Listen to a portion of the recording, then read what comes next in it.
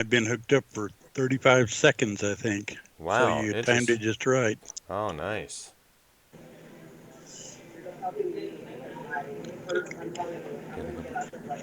So All right. back to the drama. Uh, Oh, dude. So what? Huh? That's a phrase Jacob comes up with now and then. Dr. Brown. So Yes. I wanted to save this for us when we're live, but Yeah, yeah. so I saw your video of you looking for BSR. Um, You mean For what? you mean BSR? Me and Bailey Smug Rudolph. yeah, so I saw the video of you looking for him and asking where he's been and Yeah. what's up and stuff. Yeah. And then a month later, he shows up. Actually, he passed away. Yeah, I know. Yeah, I know his girl, Sam, Hey, informed me Brown. about that. Yeah, That's Yo, eerie. RP, that's true. You're what? That's right. eerie, though. That's eerie as Wow. hell. I Like, know. I know. It's like holy shit. I never knew. I was wondering where the guy's been in such a long time. I mean, the last time he went live was with Alex Payne back in 2020. It just disappeared. Removed all the content on his two channels there, or were they put in private? I'm not too sure how Sam was able to get a hold of those links there to unlock those shows that he did, all the videos and such there. But apparently he passed away at the beginning of this month. I'm not too sure what it was, and it's pretty sad, because he was a good guy. He helped me with getting my OBS set up years back there. So rest in peace, John, which was his Are we real live name. right now? Yes, we are. You want to give condolences. He was one of the first people to be one of the Ken fans, one of the FMN fans in the community when Ken first came along doing shows. So Yeah, it goes way exactly back. there. And you may remember all those shows that did with Erotic Kitty and known as Pillow Talk, which are still up on her channel there, thank goodness, for everyone to check out.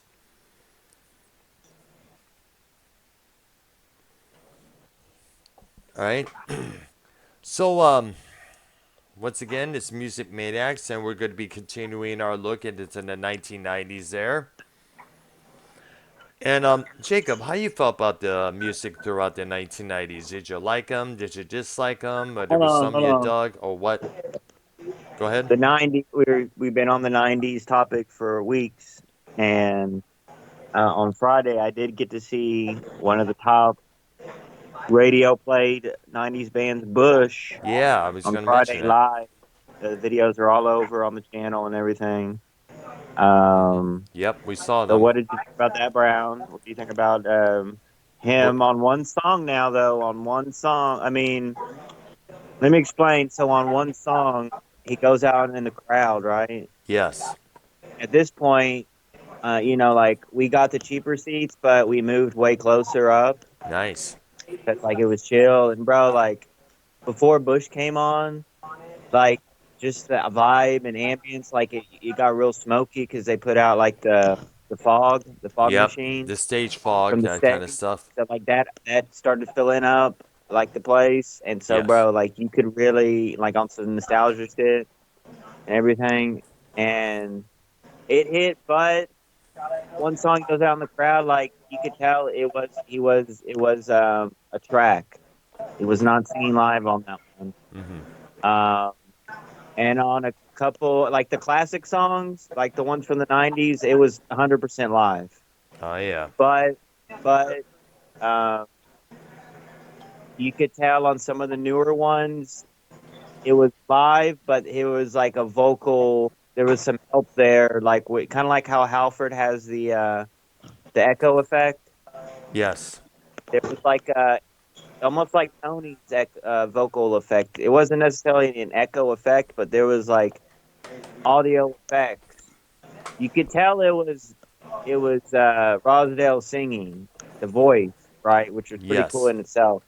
But some of the newer songs, it was some help, but not much. You know what I'm saying? It wasn't like he wasn't singing live and it was 100% lip singing. Not on the song that he went out of the crowd because he went out of the crowd and he moved in with the row, so he was walking kind of fast in the crowd anyway. So you know what I'm saying? I can understand, but I could go without that. If you're gonna do a lip syncing track, I would go.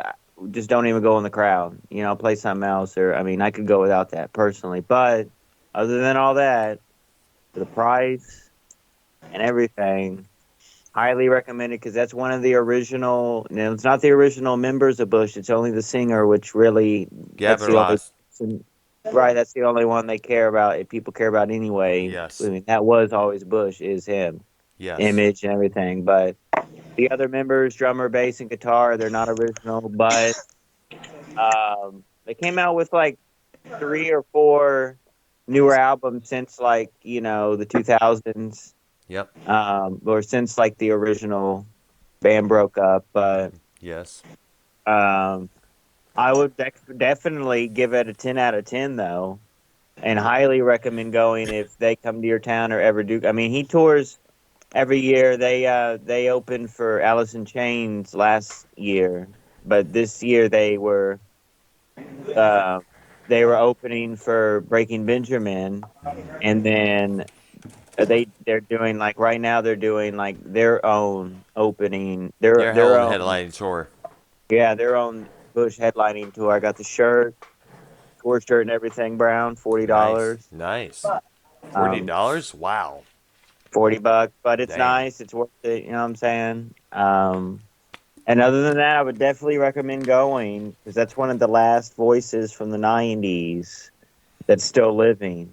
If you think about it, original grunge. I mean, would you consider Bush grunge or post grunge alternative rock? Because it's a difference that it Well, seems like. I would consider Bush more aggressive alternative rock, because they had a lot of loud guitars. They had a lot of loud, Yeah, so when he was playing fast-paced the rhythms. Jaguar, like he has his Jaguar that he uses is Joe Walsh used that same one Mm, on some parts of Hotel California, mm. and that whole live, bro, like it's a difference than going to a Judas Priest show, the guitar sound, but it's not because they're both crunchy. Like the crunchiness, like I mean, it's straight up plugged into the amp. Maybe he might use the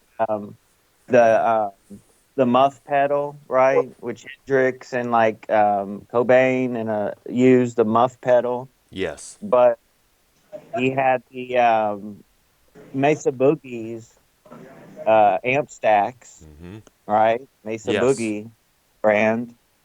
Uh, the other, you use the Stratocaster, but yeah, the crunchiness. It was definitely there. I mean, definitely a 10 out of 10. I mean, I'm putting it up there. Kind of blew me away, actually, to be honest. Mm. Pretty, yeah. Like with the Sammy Hagar concert, I put that up there too, right? Yes. Because the Hmm. voice is still there. Like, even though, like, if it's a new song you might not know, you might get out of it, but you could tell it's Bush, bro, even if it's a new song you don't know. Mm. Which that's what, if you go to a Guns N' Roses show in 2023, it's definitely not going to sound, you know. But just, I will be honest when I go to these concerts, if I think something's live or obviously like a piano part or a keyboard part that's pre-recorded, Yeah, I, obviously. I don't care too much about. That's fine. But I have to call it out when they're doing tracks. And I posted that video on my channel where he does go out in the crowd. And Yes. if you do listen to the record and match that up with that video, it's spot on to the record. Now, when he sang Obviously. Glycerin and when he sang Come Down and when he sang Machine Head and Little Things and all the classics, that was 100% live, Yeah, it's no true. doubt. Yeah. Hmm. There's some parts where the bass player sings some of the chorus on some songs, but I looked up a Bush show from 1994, like in a club scene, and that same thing happened on some of the choruses. It was actually the bass player singing the chorus. I guess Gavin's voice sometimes. You know what I'm saying? Yeah, So I see, was yes. too pissed about that because normally, like, I want to hear the fucking chorus. I don't hear. I mean, like Sammy Hagar, like he does use Michael Anthony on some parts. Recently on some of his recent. But he's going towards the end of his career. Sammy Hagar live touring. You know what I mean? Gavin Rosdale, he's definitely. You could tell too, kind of. You know what I'm saying? It's a little. You could tell it's him singing, but you could tell it's an older. Kind of like how, what's his name from Soundgarden's voice was a little, Chris Cornell. tad, yeah, tad different on Audio Slave. Like you could tell it was Chris Cornell, but you could tell it was an older Chris Cornell. You know what I'm saying? Yes. But other than that, I would definitely, if you want some of that 90s nostalgia, Woodstock 99 nostalgia, that alternative rock, uh, the radio stations that in Texas, the Buzz, Yes. the Buzz station, your alternative rock stations that you heard all these songs on. I mean, all those groups. I mean, they're Bush is kind of similar to Nirvana in a way where, like just the layout of a song to where they'll start with drums, guitar, and then it'll just be like the bass, and then like the lyrics, and then boom, guitar, drums at the same time, and then it's just the lyrics, the vocals. The vocals and the bass. Like it's kind of similar to a lot of the Nirvana songs. So it's definitely post. A lot of people are saying post grunge because I mean I don't know when you want to say grunge ended, It was 94 or around when. that time, yes. It was actually male. It was actually fits to say that grunge kind of ended with Cobain's suicide that same year, '94, when Bush came all out. those, all those songs. I mean, I remember on the radio listening to "Hearing Come Down Bush," the song, and Yeah. obviously the other, but just that one particular. Because I mean, even Nirvana, all those bands from the '90s, whether you want to call them grunge or alternative rock, that was huge radio play. Well, All well, those songs, bro. I mean, yeah, like obviously your Motley Crues, they'll play your Queens. Maybe they'll throw in a Rock and Roll All Night by Kiss. Maybe they'll throw in a couple, Home Sweet Home by Motley Crue, Girls, Girls, Girls. yep. Maybe on the radio. Maybe they'll throw um, Tom Sawyer for Rush or Spirit of Radio for Rush. Um, Closer to the Heart for Rush, I heard on the radio. Metallica, obviously a ton of songs you heard on the radio. The Black Album, a lot of that, mostly. But and then like the later '90s, 98, 99, like 97, 98, 99, 2000, 2001, that alternative grunge rock genre, Hmm. huge, huge radio play. I mean, it's insane. Yes, Really, that's really. true there. Now, did they I play highly some? Did recommend, like Brown, if Bush comes around to Florida, around the area, you Mhm. should definitely go to that for sure. And the prices aren't like you Not can get in for expensive? 30, like $100 gets you like like the pit seats, like they had pit seats right in front of the stage. They were like Yes. 150, but if you wait the day of the show, they drop down to like 120. But I got in for $30. But we moved closer because the pavilions, it's a little bit different setup. So not really any seat's a bad seat, All right. but definitely highly recommend. Just like Judas Priest, but I feel like more people know more Bush songs in this community and in general than some Judas Priest. You know what I Right. mean? Like highly recommend. I'm serious, Brown. Like All right. Judas Priest sang, like right, we get that was 10 out of 10, but Bush, but it really is a hard thing to talk about because a lot of those '90s groups, singers, besides Pearl Jam, right? Hmm. I mean, that's kind of the only one left, right? Pearl Jam and Bush from that era. That Yes. those singers, all those original singers, are dead, Yeah. and a I lot of mean, them were overdoses and suicides, and mostly oh yeah, overdoses. But exactly. Yes. besides Cornell, he died later, Yeah. right? Recently, Yes. but just in general, from that '90s era, if bro, that's a hard thing to talk about. Pearl Jam, I don't know how they are live nowadays. I might have to dip into the some tickets to that. But Bush 2023, 10 out of 10. Prices aren't, a lot of people think concert tickets are way overpriced. It depends on who you go see. It That's depends, you know true. what I'm saying? Like, Yeah. but definitely, I mean, the '90s are coming back. Like, that music's getting more popular again. I feel like, Yeah. uh, It's this generation's version of classic rock. Yeah, You pretty know, much. I guess you're right on that one. Now, did he do any songs from the second record, Razorblade Suitcase? They had two other singles from songs, that record, Swallowed and Greedy Fly. Swallow, No Greedy Fly. Um, but they did do about 5 songs off of 16 Stone. Mm-hmm. Basically, like half and half, kind of like there was like uh 14 songs or something. I mean, there Mm-hmm. was more newer songs than older songs, but listening to 4 or 5 of the older songs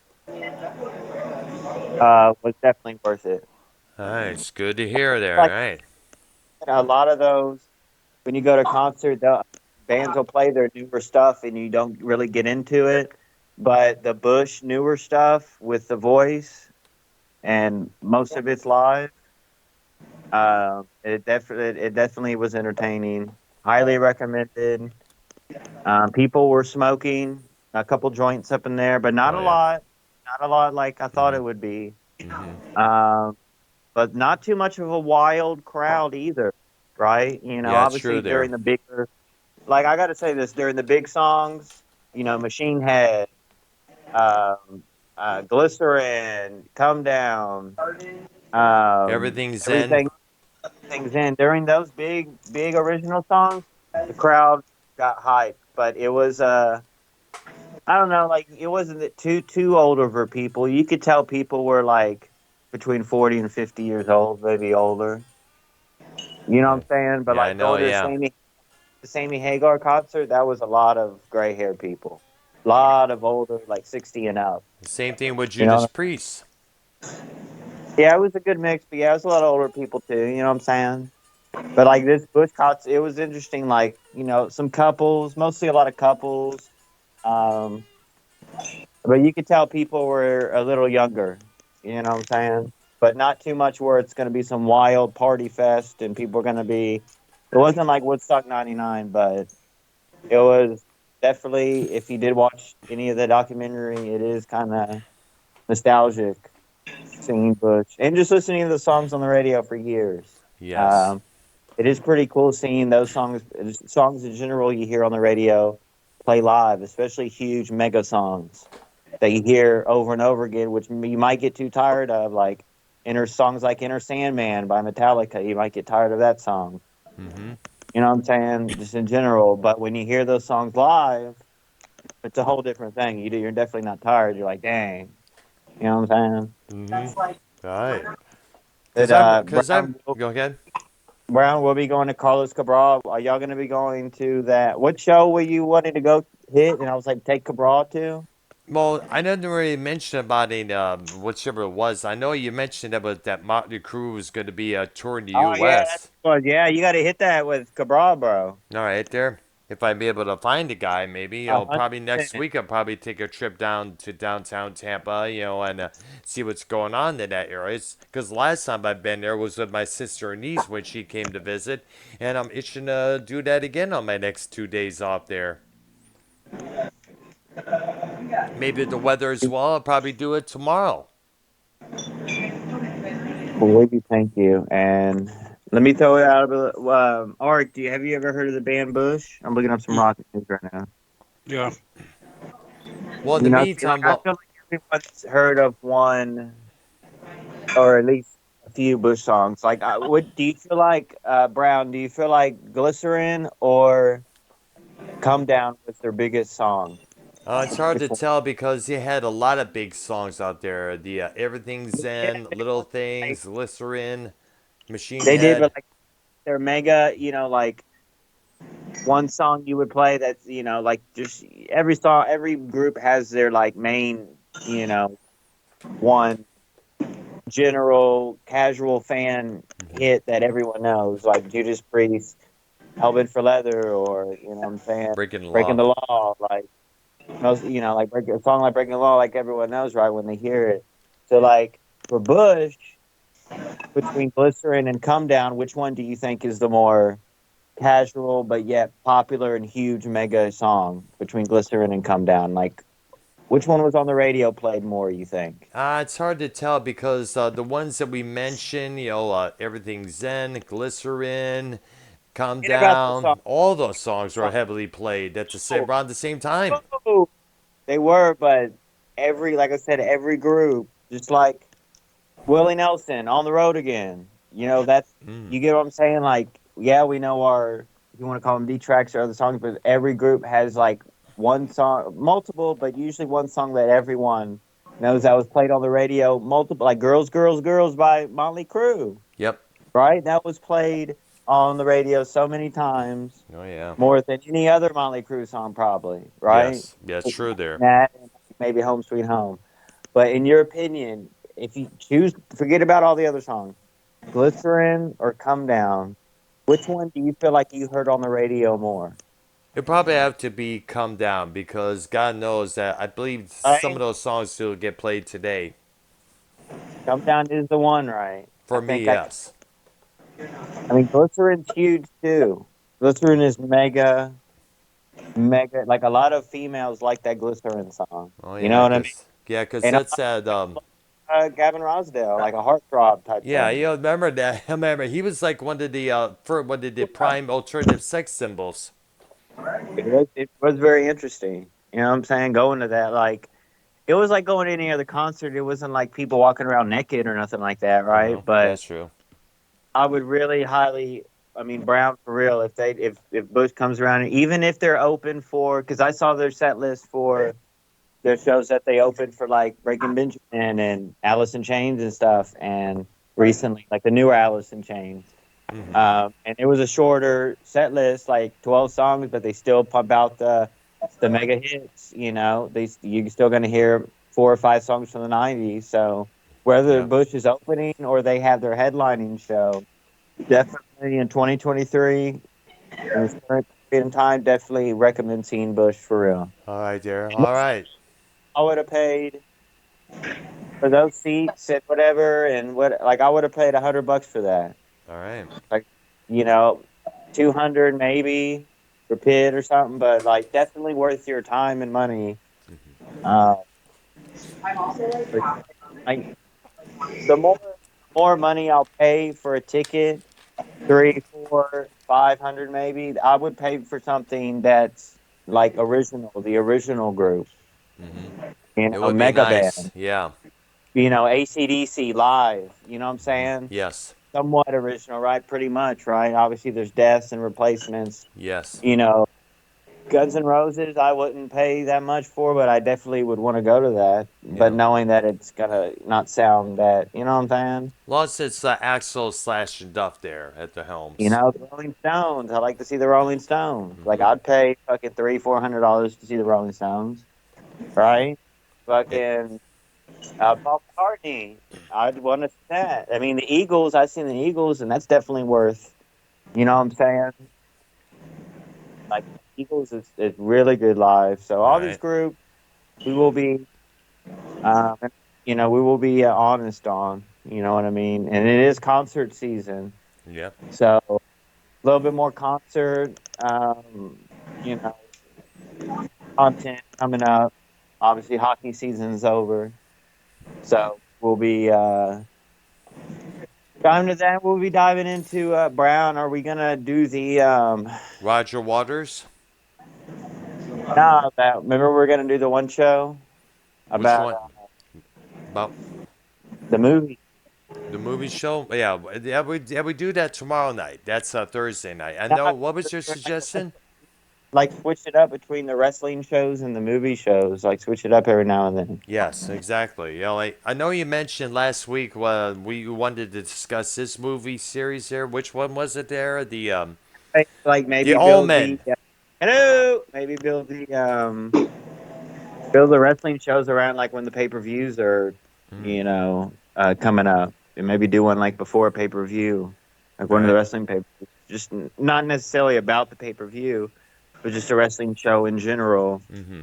around a pay-per-view. All right, there. And then the other times do the what you want to do, like a show about like your penis? Oh gosh, Ah, come no. on. Well, between so you want to switch it up between the wrestling shows and the movie shows there. Sounds a good Yeah. idea. I hear some. I mean, mostly on the rock news. Just a lot of concert tour announcements, but a lot of these groups come around every year anyway. Yes. What do you think about? I mean, this news has kind of been out. Um, I think about Stain coming back together and releasing this new album. Well, And this, I was never big on Stain. You know, they're not coming here, or else I would go yeah. because And that's a group plus, I'd like to see live, and I you think it know, would be still good live. Yeah, yeah, Aaron Lewis' voice is still good. You know what I'm that's saying? good to hear. I There know is it's like not be into it, Brown, the new metal of Stain, but like back in the 2000s, obviously, it's been a while. I was their biggest song, but there's like the "So Far Away" song. hmm There's a few other songs, and then they covered like Pink Floyd, and they covered an Alice in Chains Nutshell song. They hit that like acoustically, like they covered that, and it was really hmm good cover. Um, so I mean, Stain, honestly, out of that 2000s era, and I know they were in the 90s too, correct, a little bit, yeah. hmm but Yeah. I think they got on the radio more in the 2000s, correct, early 2000s. Either way, somewhere around that Like realm that, there.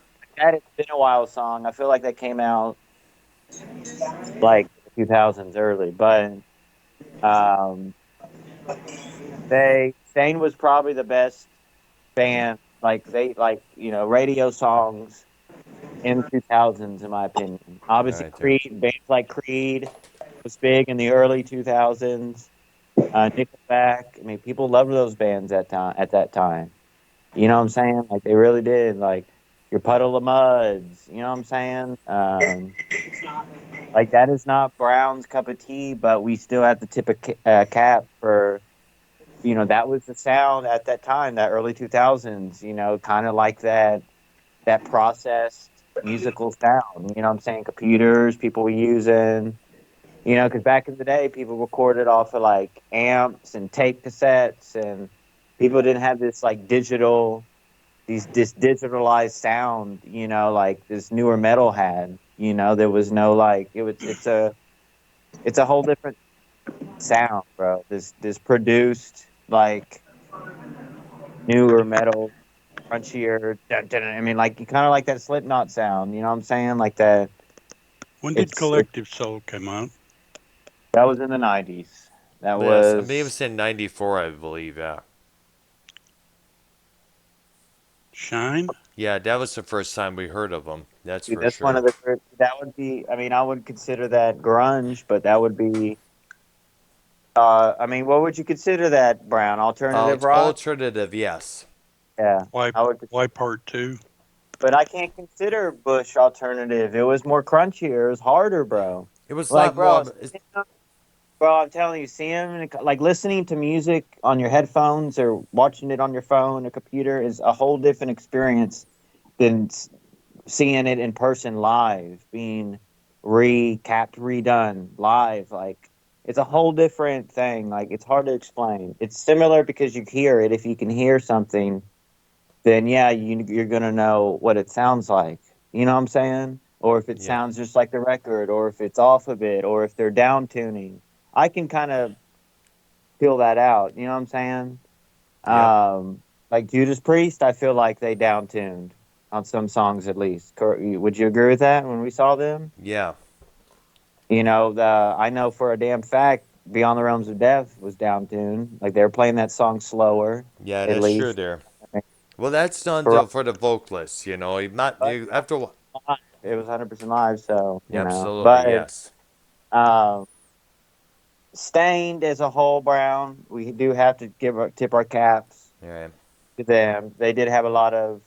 I mean, and again, we might not like the radio hits, like I say, but if they, in my opinion, if you got three or four or even five songs playing on the radio, kind of like Bush, kind of like, you know what I'm saying? Then that's not really, we can't get mad at that. You know what I right, mean? Like right. that just means they have so many great shit. We can't just try to push our narrative on one song and try to sell that one song as a single. Nah, there's so much shit on this great. There's so much good songs on this album that we got to play all these songs on the radio once every 2 weeks or once a week. The new song comes out. I don't know like how did that come like in back in the day, Brown, like on the radio when a group came out but they had multiple songs that was great. Like I don't know, like when the Black Album came out for Metallica, were Yes. they only playing one song from the album at a point, or were they playing multiple on the No, radio they at were one playing. point? They were playing multiple. They played the Enter Sandman, Sad but True, Nothing Else Matters. They were playing the Unforgiven. Basically, those are the three main songs to play on the radio from that particular record. A couple of times they'll play Of Wolf and Man, and they'll often play Holier Than Thou. That's a couple of times there in the past. And we do.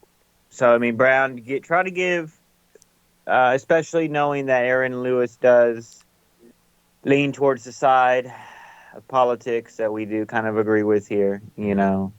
Mm-hmm. Trump guy and everything. So you Oh, got to keep that in mind and appreciate him for that, because a lot yeah. of these famous people and entertainers, they are very Liberal. left wing. Yeah, very left. Absolutely.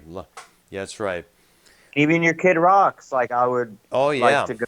No, that would be an interesting concert to go to. Kid Hey, Rock show. yeah. You know what And I'm how saying? about Kid Rock and Ted Nugent? That'll be even be more interesting.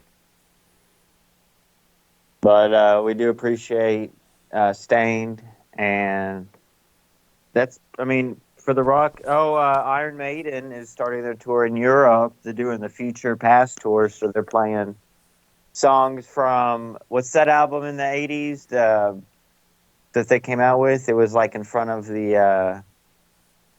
It was like Eddie was like a robot kind of in front of like a Tokyo downtown area You mean building. somewhere in time where he's like a Yeah, Terminator mode there? I think they're playing songs off that album, which they Good haven't album. like Alexander the Great. Is that off that album? Yes, it is. Very Like, good song there. playing like kind of deeper, like they're playing stuff they don't normally play live, and then they're playing a lot of the songs from the newer album, Mm-hmm. and they're being very clear about that, because they might not play, a song like The Trooper and stuff like they normally, do. Like they're straight up playing songs from that specific album in the '80s at somewhere in time, and specifically the newer album Senjutsu that they just came out with. So Mm-hmm. knowing that obviously that Iron Maiden fan base is so huge and deep and nerdy, kind of like the wrestling thing, that they eating that up. But I mean, there's a couple songs I know off the Somewhere in Time album. I would rather hear obviously The Trooper, Number of the Beast, like the other ones that they do, Brown. Yeah. And they're probably not gonna have it on this go round on the tour, and like when you saw them. Yep. But might have to catch that still. Because a lot of people are freaking out that they're playing songs off this Somewhere in Time album. This Alexander the Great song. Can you tell us about it? Like, this is a big deal, Brown. You know what I'm Mm-hmm. saying? And like, do you agree with that? Yeah, pretty much. Yeah. But then again, there are so many other songs that Iron Maiden had did throughout the years that and we agree. We heard The Trooper many, many times there, but in a lot of ways, the fans out there are going to kind of be disappointed because who doesn't? I mean, there's so many people who love to hear The Trooper live, let alone the Number of the That's Beast or Run no, to the Hills. that's why if the tour doesn't start where I'm gonna go to see it at, that's why I do spoil myself and look at the set list, because if Bush came out and they only did songs off their new album, I probably wouldn't go. Mm-hmm. But seeing the set list and seeing, oh, they're going to do a handful of the '90s songs, yes, let's go. I look up some videos on YouTube, kind of see what the deal is, and it's like, all right, what I'm saying? Judas Priest, Yep. you know what I'm saying? All right. I hear what you're saying, man. All right. Anyways, I want to get to this one here now. You Over got the some week, news? I'm going to bring this discussion Wait, up hold on, here. hold on, hold on. Whoa, whoa, whoa. I forgot about this. I got to send you. I got to send you this, Brown. This is huge news. I missed this. All right. And this is you're gonna be like, wow. You're gonna be like, wow. All right. Go It'll be a ahead. I'm gonna couple. sing. Okay, Go there. ahead. Now over the weekend, YR sent me this video. It's from I guess, a European news report, and it's detailing Roger Waters, formerly of Pink Floyd. Basically, it's a report about one of the outfits he wears during his recent tour. It was, you may remember the This Is Not a Drill tour, which he does two sets. He performs it around with this cross like screen so everybody can see what's on the screen there. Now I'm going to play the actual video here, right here. Check it out. Showbiz, Pink Floyd's co-founder and singer Roger Waters once again has angered his fans. The singer was seen dressed as a Berlin show, wearing a Nazi-like SS officer uniform. German police have opened an investigation into the former Pink Floyd leader after his stunt in the country. Images on social media show Waters wearing a long black coat with red armbands on stage at the Mercedes-Benz Arena last week. In Germany, there are laws banning the display of Nazi memorabilia and symbols like the swastika. A well-known pro-Palestinian activist, the 79-year-old musician, also projected the name of Anne Frank on a giant screen during the shows. Now, keep in mind, Waters first started wearing that outfit, and I know which one she's referring to. That was worn originally back in the original performances of The Wall back in 1980, 1981, when he was still with Pink Floyd. Now, in the Wall storyline, Pink, the main character, when he gets on stage after being filled up with get up drugs after ODing throughout Comfortably Numb, he imagines himself as this fascist dictator, as depicted in the Wall movie with Bob Geldof in the title lead role there. And of course, during the performances of The Wall, both with Floyd and without, Waters displays a black trench coat with the red armband, but there's no swastika, none of that. It's the marching hammers symbol.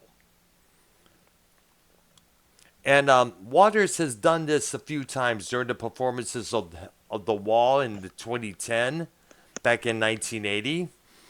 And he only wears this outfit during the couple songs from The Wall, being, of course, In the Flesh and Run Like Hell. Now, the ones who were screaming the foul about this obviously never saw the performances of The Wall, let alone the movie. So obviously they're kind of like one of them SJW kind of type of guys or gals out there. Now, also keep in mind, I guess the reason why they're complaining about this, they're suspecting that he is a Nazi officer or a Nazi sympathizer because of the alleged anti-Semitism that we discussed a few months back there. Because he has talked stuff about Israel a few times in the past, I know his political views have been really out there, basically, like to the point where David Gilmour's wife, Polly Sampson, called him out on Twitter not too long ago, with Gilmour, of course, agreeing. Now, I don't know if he really hates Jewish people. I doubt if he does. He probably doesn't really agree with some of the politics within the Jewish realms. But, folks, listen, it's part of the, that outfit was basically, part of the original Wall performances. That is it. Plain and simple. Now, I can understand him arousing suspect because of the red armband, obviously. But what you should, yeah. The issue was he did that concert in that country, Germany, and they have laws that you can't have Nazi like attire, yeah. or shirts. So that's the thing. Mm-hmm. and they're making a big deal. But I honestly, like you say, it's one of his signatures and stuff. Yeah. Um, it is a double standard. It is a double standard because that guy is a huge liberal, and he talks about shits on Trump during his concerts. Yep, he has.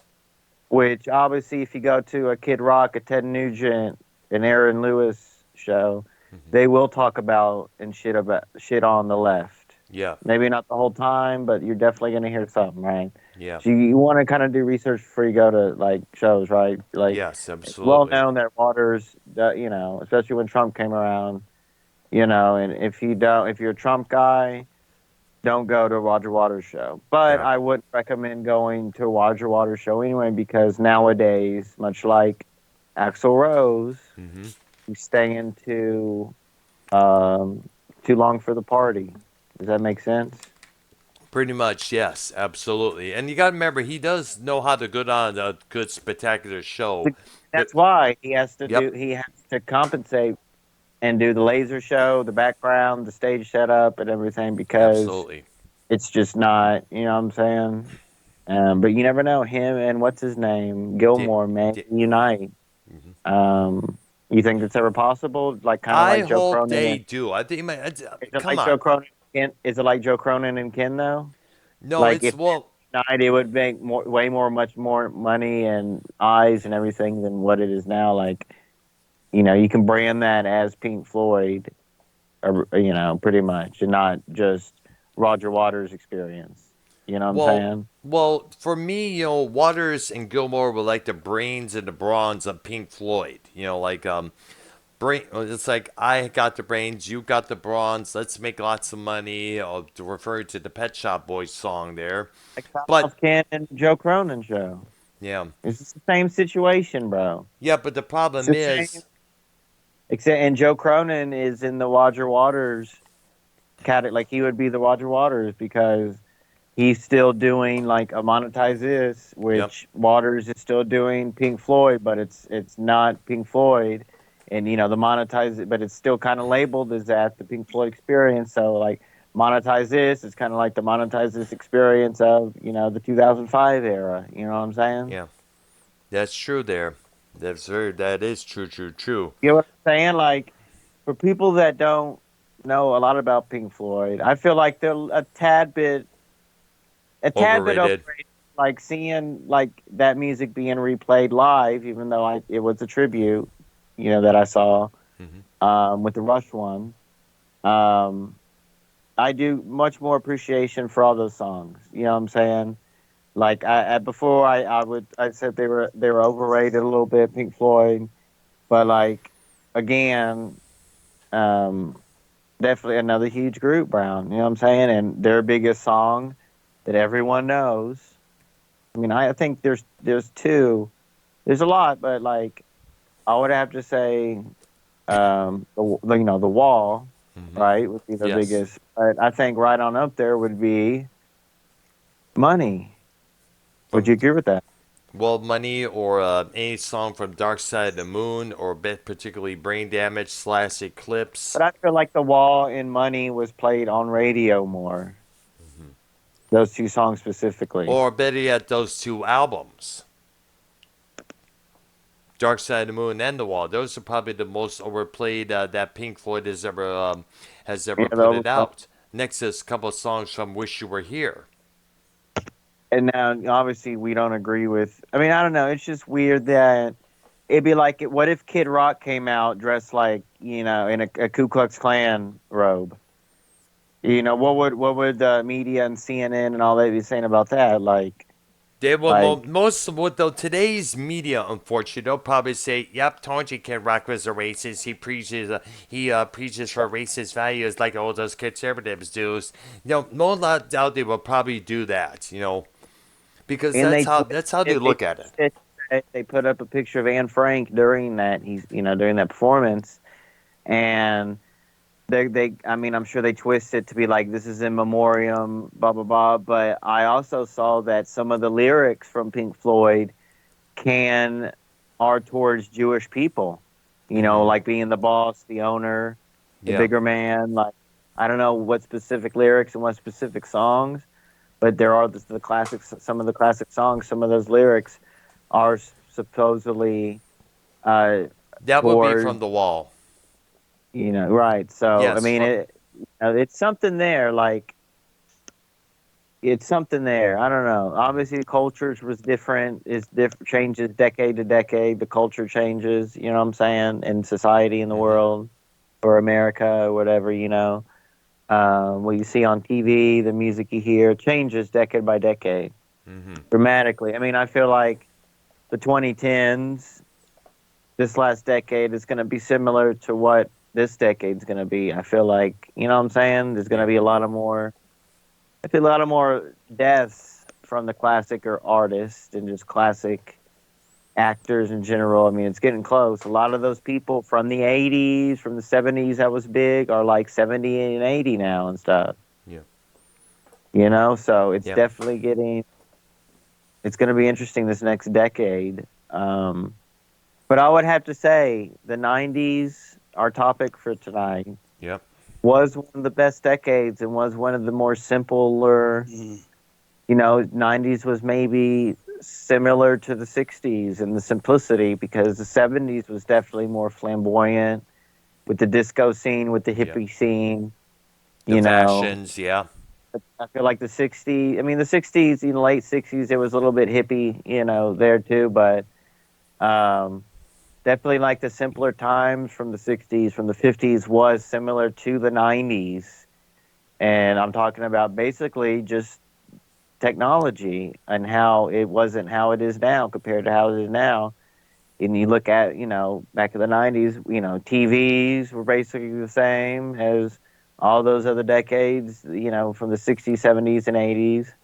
There were square and there were big TVs, like something like, I don't know, Brown, like, what'd you say, like, prices of stuff was kind of, I mean, I don't know, maybe in the 60s a little bit cheaper, right? You know what I'm saying? But, $1 in the 90s, you can get a lot for $1 in the 90s. You can get a lot for $5 in the 90s. For $20, you can get a lot, whether that's, food, drink, whatever. $20 in the 90s, $20 in the 80s was a lot of money. Like compared to now, $20, you can't even go to McDonald's. You know what I'm saying? I know. Barely. So, the dollar in those times, goes back to the simpler times. And, obviously, Art does not like a lot of the music, but I feel like he could agree that the 90s, it was much like the 80s and 70s, which, obviously it just basically by the technology and what you see now, like obviously computers, you go to your media sources, musical sources for other things. I mean, the 90s, they didn't have iPods in the 90s. You had tape players, CD players, record players, obviously, but like CDs were huge. Yeah, When you had absolutely. like, in like 99 and stuff, like you had your, I don't know, did Napster come out like in the late 90s, right? Or like It was 2009? it was Like, in it was in 2000 when that I yeah. Disappear song So came that's when first you came could out. do the MP3s and shit, with computers. But like all throughout the 90s, like the cassette tape, I feel like was huge. More than that. Obviously, people had the records, but the CD was very big in the 90s. Like the simpler times compared to now, which no one uses CDs now. Hardly. And more people use records now, Yeah, right? And, vinyl has made a big ass comeback there. and slowly, but I feel like CD is the best sonically sound way to listen to music, because a record player, you have to change the needles when it's, I mean, yeah, you can scratch a CD and it messes up, but Yeah. a CD was $20. That wasn't, too bad. Obviously they made their money like on that because a lot of the people just wanted to hear. That's why you could start downloading music. That's the reason, because people just wanted singles a lot of times, but you had to buy the whole CD a lot of the time. Um, obviously CD burning I don't think was a thing in the 90s. Like you could burn CDs and stuff, but Yeah. the VHS tape in the 90s, Yeah. we have to give our tip of the caps to the VHS Yeah, tape. absolutely there. Right?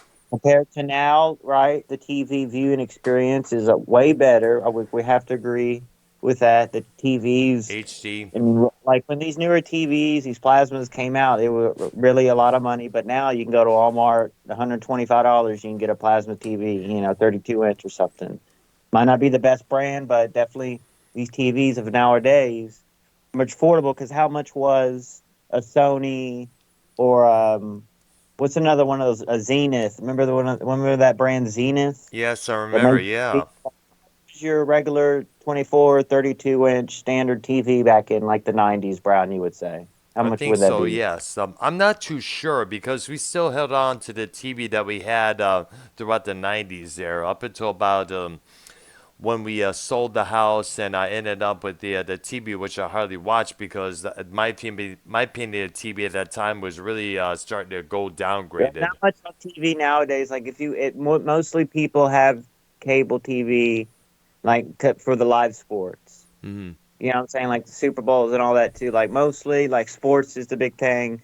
News. I mean, I've gone so far. I don't even watch Fox anymore. Like, not that I disagree with Fox, but I just stay so far away from watching news and just being around politics nowadays. Obviously, I'm young Republican, but it gets so just like some of this drama in the community. I mean, obviously, me and RP, we do shows recently and we just hang out and stuff. We talk about the community, but like, a lot of the stuff just, the politics does get tiring, but the music will never gets old, Nope. right? The music Nope. never gets old. It bring you back into a time of peace like the 90s. Because the 90s were similar to the 70s with that hippie movement. Oh, yeah, Yeah, that's for sure, man. Woodstock, Yeah. the 90s Woodstocks, both of them, you know what I'm saying? Jam bands like Blues Travelers, Spin Doctors, Big Head Todd, and the Monsters. I mean, you look at you look at the bands, Rage Against the Machine, the rock, like against the man, like against government and all that. Like Yeah. that's like kind of hippie-ish if you think about it. It's more You know, radical left when you think about it, because the members of Rage Against the Machine were basically leftists. At one point, they no, delayed but way recording their different one album now. because Way different than now. Like people want to like it's way like like just all that shit nowadays. Politics is way different than it's ever, especially like against Trump and just hating on a candidate in general and how the TV and everyone drives the narrative. But like, I feel like even like around the Bush presidency with Al Gore and stuff in the 2000s, like that wasn't, you could have your right to choose and people wouldn't kill you over it. You know what I'm yeah, saying? exactly, that's true, and that's a sad Like thing. we had like politics nowadays. It's stressful. It's like you kind of don't even want to talk about it around people. You know what I I'm know saying? Like it's like a it's just it's like Roger Waters. Back to Waters real quick. Like him doing that. I really don't care if the concert was free. I don't think I would go if he's gonna shit on Trump the whole time. You know what yeah, I'm saying? I Like, know.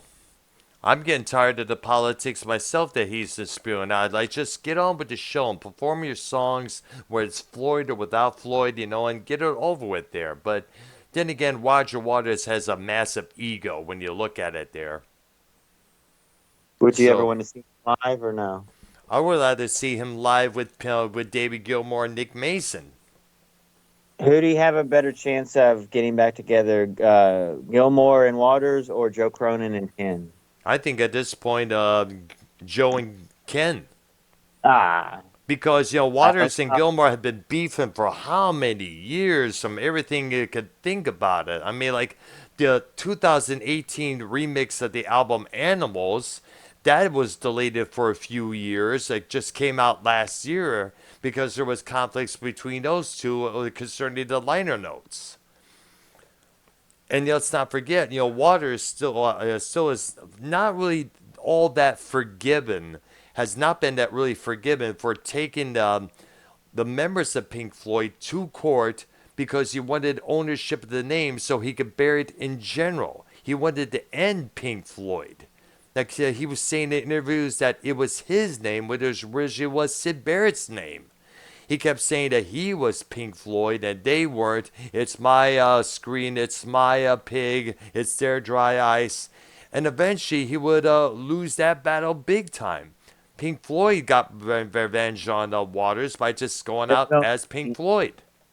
the only Waters and Gilmore They're the only members alive still, original. Yes, they're still alive. Nick I Mason's still alive, guarantee by the way. you, I guarantee you, because the Eagles eventually came back together touring live. Yep.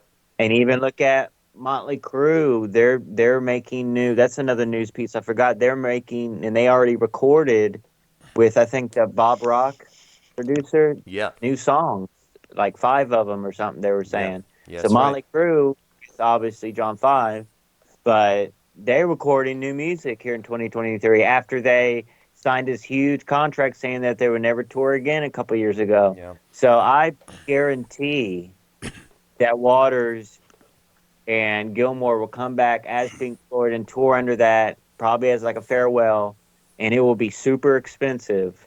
Just like Oh boy.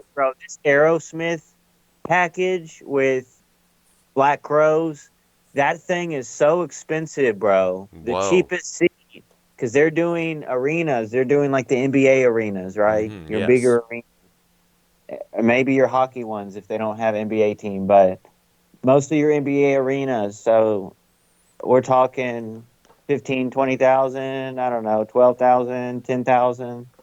Um, Mostly a lot of these shows they cut, and just like Raw, when you see WWE Raw or SmackDown, they cut kind of one side of the arena off. They black it off with the back part, right? The when the wrestlers come out, Yes.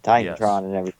Yes. So, like much like concerts, they have the lighting and everything in the stage. Mostly, it's at one part end of the arena, and the rest is. And they don't sell seats, which are the seats behind the stage, essentially, on the side of the arena. For this Aerosmith show, their cheapest ticket is the nosebleeds behind the stage Mm-hmm. for like $70 or 100 or something like Really? ridiculous. Which honestly, I would still hit that because I would work my way and find a seat somewhere, because I don't know, like if it's behind the stage, because you got to use common sense. Like if all the other seats on the nosebleeds that are in front of the stage, normally, if they're like 150, 200, and these ones that are behind the stage are 70, obviously there's a view issue, or you can still see the stage and see them playing and performing, but you're just going to be seeing them from behind. I don't think they're going to sell you seats if you can't see the stage. You know what I mean? Yeah, it's true. So but again, Aerosmith, and a lot of those tickets are sold out already. The Aerosmith show is huge. It's very pricey, but you wait the day of. That's what it's all about. I mean, wait, like, start looking a couple days before. And, I'm going to try to hit that hoe, though, for real. I'm going to try to hit Aerosmith, Black Crows. It's going to be pricey. We have a lot of concerts already paid for the season, folks. That Brown and everyone we're going to be going to together. All right. We're going to blow y'all away. We're going to blow y'all's minds. Very entertaining, the concert experience. And if you have the 3D for your phone, the virtual reality headset, VR. I mean, they even make cardboard VR headsets Oh, for like wow. $10 for your phone. There's a feature on YouTube, and you can click it to watch in VR, and you put on the VR headset, and you can watch, even if you're watching Joe Cronin's show, you put on the VR with your phone. It's like you're in Joe's office. You watch the Tony program. It's like you're in his basement and his lair there. So, for the people that are impaired or disabled in this community that don't get to go to concerts or anything, the VR experience through the Wire Program Hockey Channel concert experience will be very entertaining this summer. Brown, take it away. Thank you. All right, there. Well, let me add to the politics of what's going on between politics back in the 90's See what and I'm the saying, politics though? now. Yes. Like, would you and Ark agree that the '90s was the last simplest time? You know, just basic. It seemed like everyone had common sense. Obviously, you had your wild groups. Like, I mean, look at Woodstock '99. Like, people were wild and stuff. But like, Yeah, for the most part, you know what I'm saying? Like, generally speaking, you know, people had the like malls you could go shop at. People like to yep, do. I feel like in the '90s, like going shopping was very popular. Like, yeah, it not only was.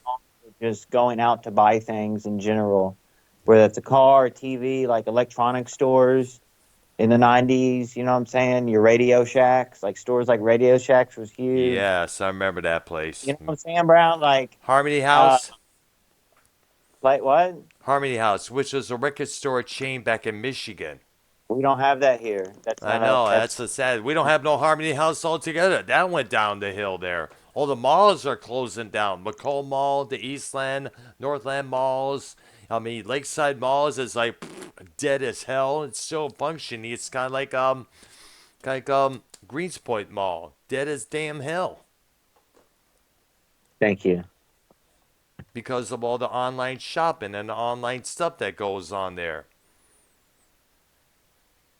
And plus the gun violence that occurred at that place, as you mentioned me that one time there. Yeah. Yeah. But the thing was, during the '90s, back then, you was able to choose whichever politics that you wanted to be on, whether it's the left or the right. Though the issue of the many of the musicians and also the many around that time, it was more left than it was towards the right. It was okay now to come out of the closet. It was now okay to say that you're bisexual or trans or gay altogether there, and still be accepted somewhat at that time. And I mentioned this to Ken, I mentioned this to Joe, I mentioned this a couple times in the past on this program that the kids who grew up learning those values, those sets of rules, they carry that throughout their adulthood, and they get on platforms, they get jobs at Google's, they get on social media, and they express those values, and all the kids of today absorb those values, and then all of a sudden, somehow, I don't know, we get these pronouns like non-binary or pansexual or gender fluid. What? What in the flying damn hell is gender fluid? Is that something you drink? Dr. Brown, do you consider yourself, you know, Straight. do you support the LGBTQ movement, or you feel like it's too much in your face? Like, It's been too much in everybody else's are face you when you tucking think about your penis, Brown? what? Do you tuck in your penis or no? No, no, no, Thank you. no. I Thank don't you. do that. It's been too much, and I'm gonna explain a little something on the one. Here's the thing that gets me about some of the LGBTQs. I'm getting tongue tied here, but the thing is, it's getting to the point now. If you're not involved, say if you don't get a romantically involved with a transgender individual, you're looked on as a transphobic. It's like you must believe our beliefs. You must believe what we have to say. You must believe what we have to offer you. Our rules come before the rules that you grew up with. And it's Dr. getting to the Brown, point now. It's like it's getting disgusting. Dr. Brown, you've seen trans at some of those clubs you go to, like the Gothic generation, the Gothic genre Yeah, do yeah, accept true. trans and stuff, right? Some of them were there. I Pretty never really, interesting, but I like, never counted any real. I never really had any actions with if any they have the real boobs, trannies. Brown, if they have the breast implants, like the real boobs, and that even if they have a penis, do you support that? Like, would you want to date a No, penis and I don't think. uh, No, no, no. you would have the breasts though, brother. No, I'm sorry. For me, it's the boobs, the tit, and Do for you me, it's realize, the tits, the realize twat, and the ass. I realize I know you were gonna answer that. Like I was asking you just Hmm. facetiously, kind of like I know you were gonna not, do that, but do you realize Yeah, I went to Target last week and they yeah, I remember have that.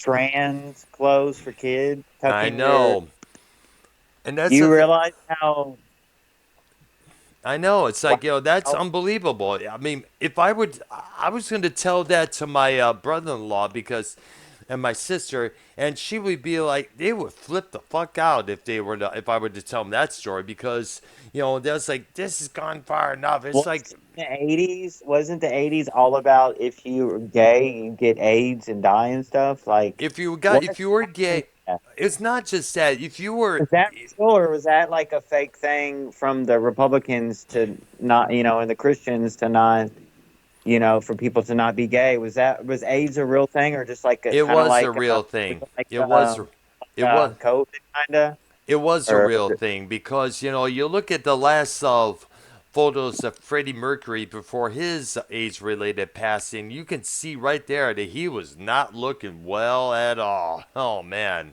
I mean, you look at the video for the song "These Are the Days of Our Lives" from 1991. You could see right there he was almost he was looking scrawny. He didn't look right there, and there was and from what I understand, people, you look terrible, or you lose a lot of weight, almost skin and bones, because what AIDS does is it breaks down all the whatever you call it,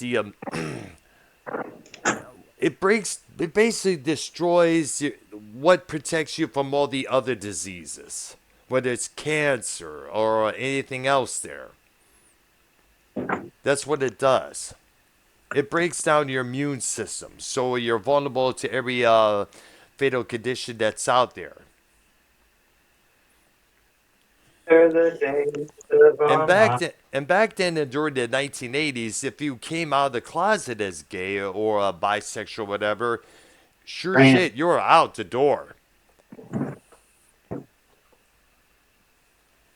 Brown, are you a trans? Am I what? Are you a trans? Hell no.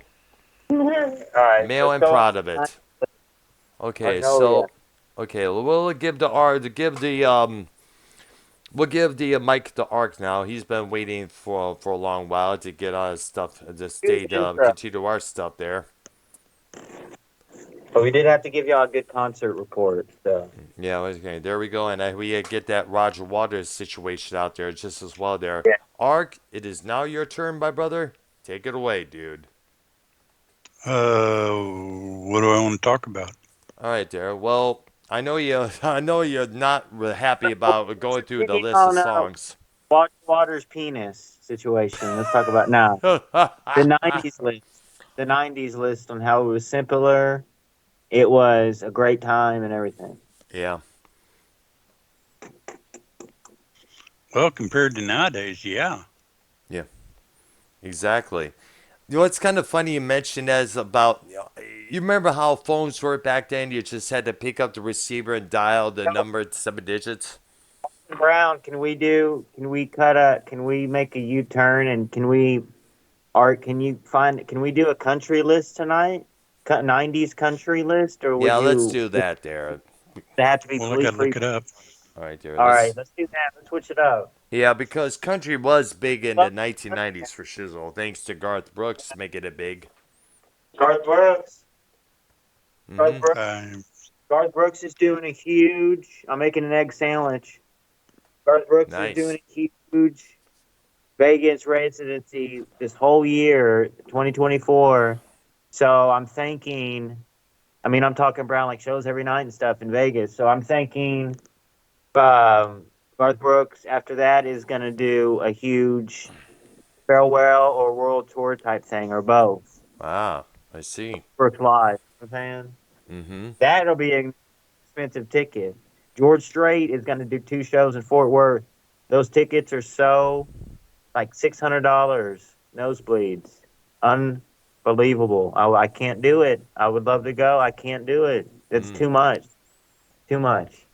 Yeah, back then ticket prices were a lot more simpler, just as well, folks. George Strait's one of those acts. That still, can get out. Still has that voice, and we still do it. Sounds like the records. Mm-hmm.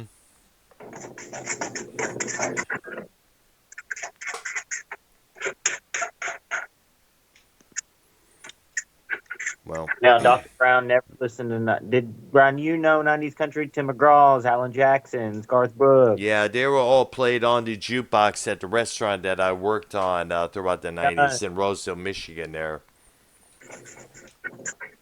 They were continuously played like crazy. Boot Scootin' Boogie by Brooks and Dunn. That was played a lot.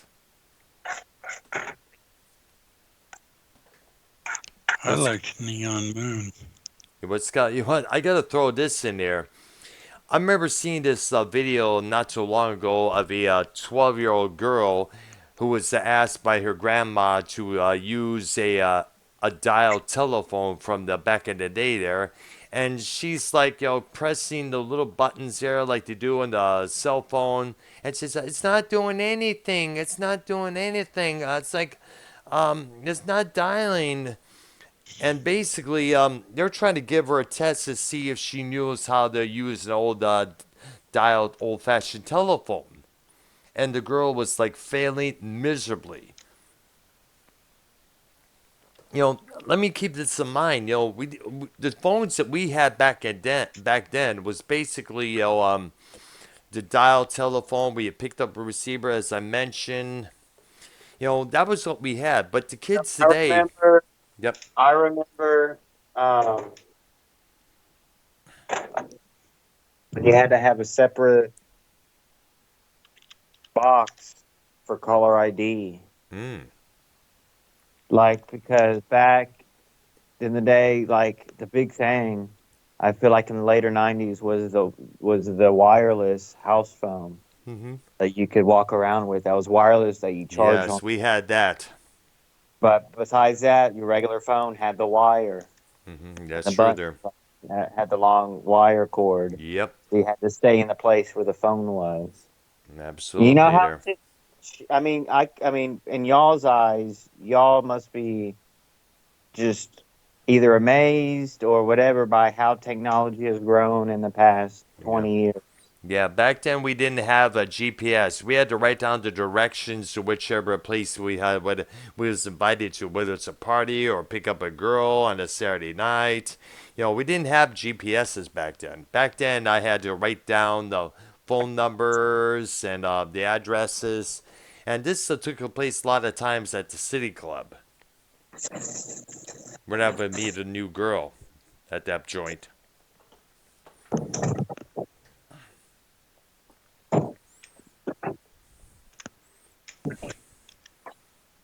And we had to find things by trial and error, basically. Now, in There. my opinion, 90s country is not only the best country, but some of the best music in general.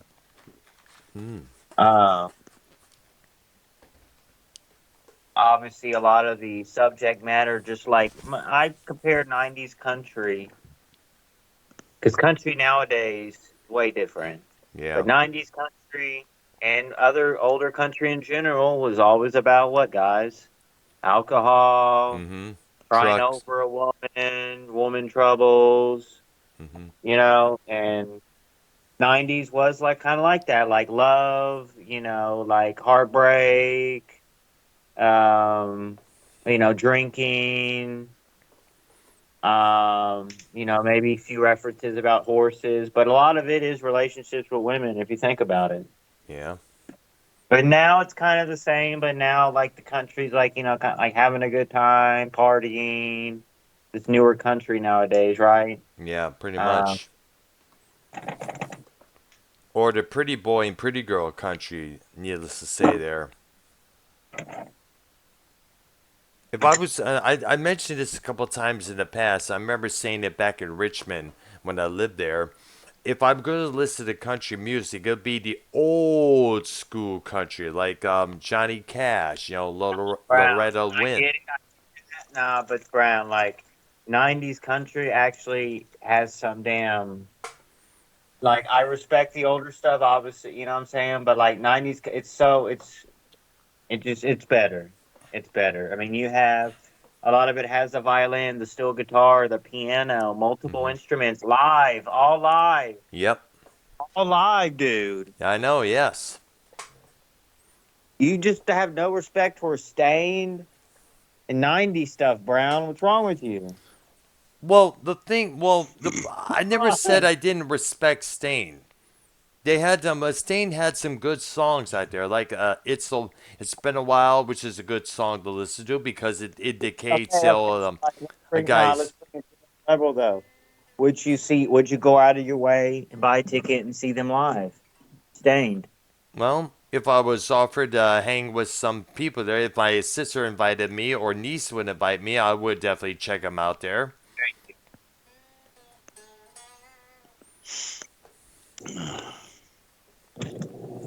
Like, what about the Judas Priest thing? If we didn't make plans to do that, would you have gone out your way to see Priest by yourself?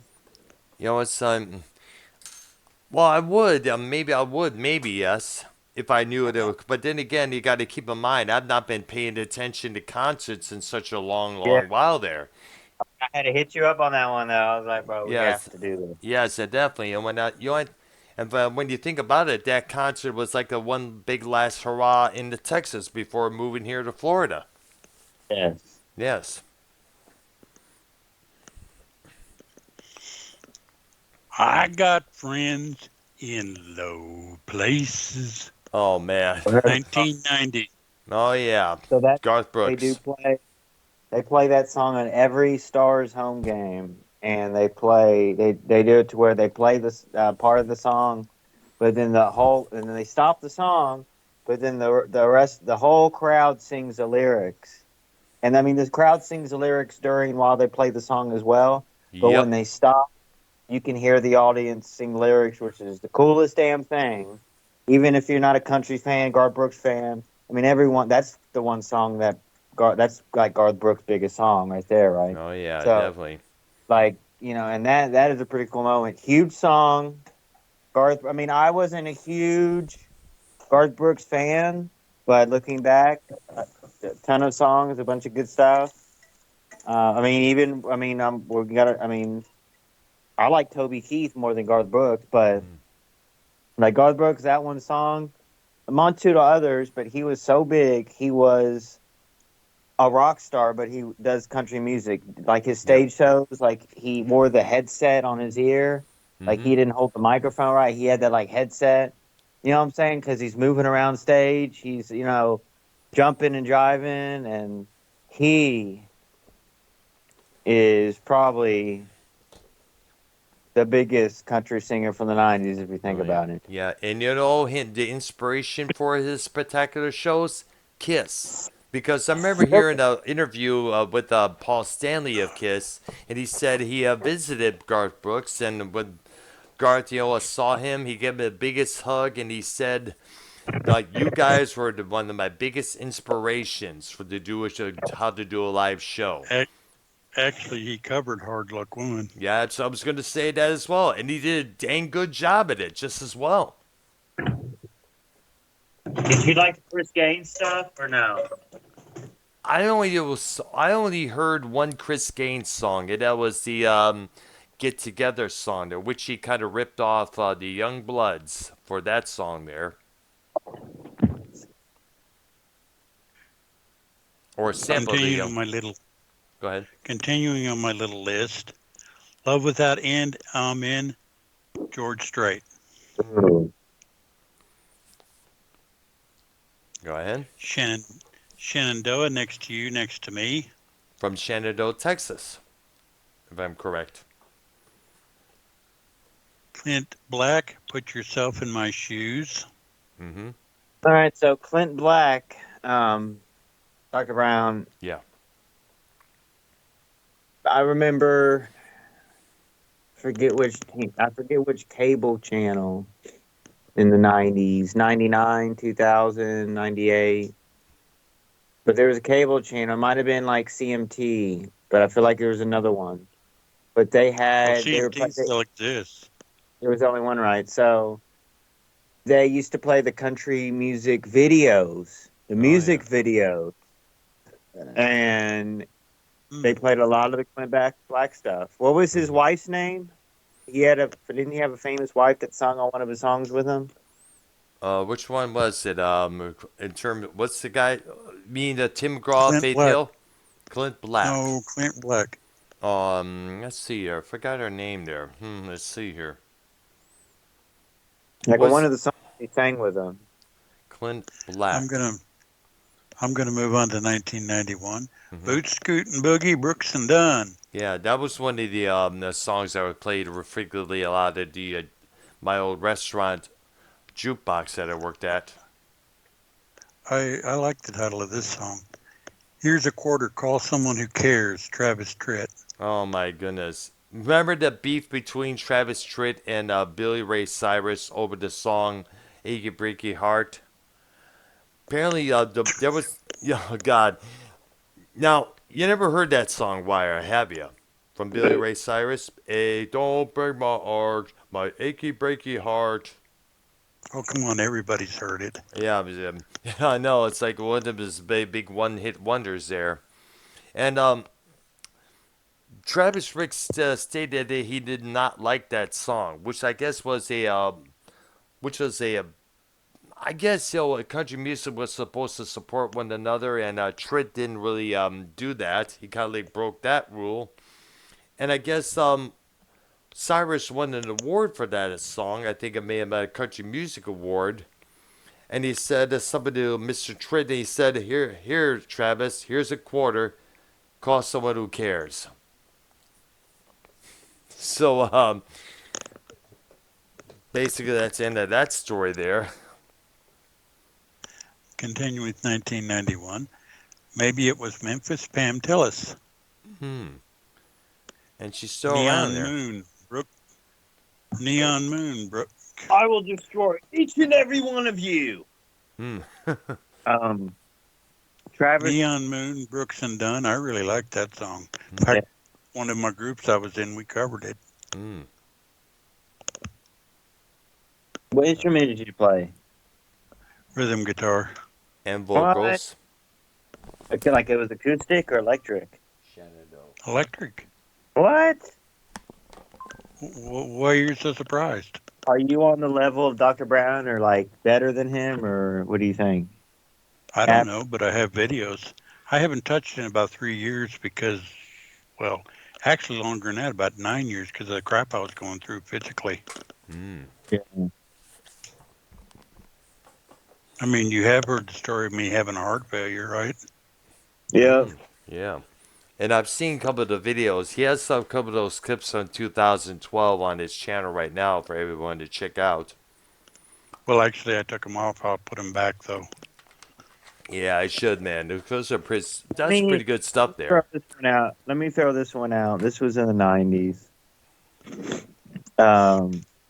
And she, I think, out of all the women singers in the 90s, this particular one set the standard. She kind of, I don't know if it was her or her famous husband, music producing husband, that created kind of like the pop country genre, and that's Shania Twain. Oh yeah, Mm-hmm. and we know her, and we know her husband, Robert John Mutt Lang, who used to produce Billy Squier, Def Leppard, AC/DC. And she's touring right now. She hasn't toured in a while, but they are highly expensive tickets. Oh I'll yeah. say that. And She's in love with the boy Trisha. She's in love with the boy Trisha Yearwood. Meet Me in the Middle, Diamond Rio. Mm.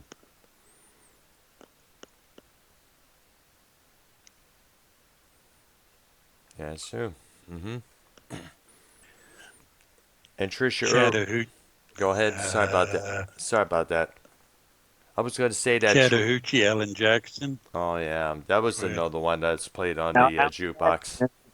I did. That was probably my favorite as a child of the 90s in country. I saw Alan Jackson 92. twice at the rodeo, the Houston rodeo. Uh-huh. I think one year I saw him, it was in the Astrodome, but the other year it was the Texans Arena. Alan Jackson at the rodeo. So and I'm pretty sure that's all, even the rodeo and like country singing live is all live. I'm pretty sure. It's always been like live, no vocal add-ons and stuff, but Alan Jackson, multiple hits. multiple Yep. songs. I mean, like that, the signature violin, steel guitar, the sound. I mean, it's nothing. It's kind of traditional. It's a good traditional country sound. Great voice, and he wrote this a major song around the 9/11 tragedy as well. Yeah. Um, wrote about the river, the Chattahoochee.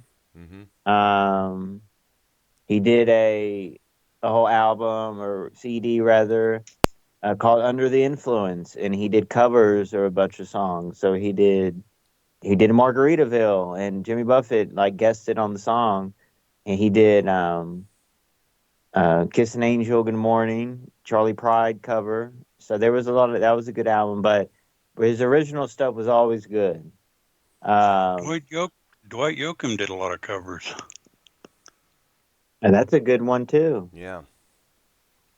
I like the what the hell was the name of that song? Guitars and Cadillacs, Honky Tonk No, no, Man. no. Oh. No, do do do do do do do do do do do do do do do. Pink Cadillac. No. Da da da da da da. Hmm. Give me one of the lyrics. Maybe we'll recognize it from I'm there. trying to remember it. Hmm. Yeah. I'll think of it in a minute. Okay, there. Mary Chapin Carter, Passionate Kisses, Hmm. and Achy Breaky Heart, Billy Ray Cyrus. And the one we were talking about a moment ago there. What the hell's that noise? What I noise? Cross My Heart, George Strait, Drive South, Susie Bogus. That it was my 5 from 92. Wow. Wow. 93, Independence Day, Martina McBride. What's It to You, Clay Walker. Should Have Been a Cowboy, Toby Keith. Remember that song? Alibis, Tracy Lawrence. Oh, here it is. Fast as You, Dwight Yoakam.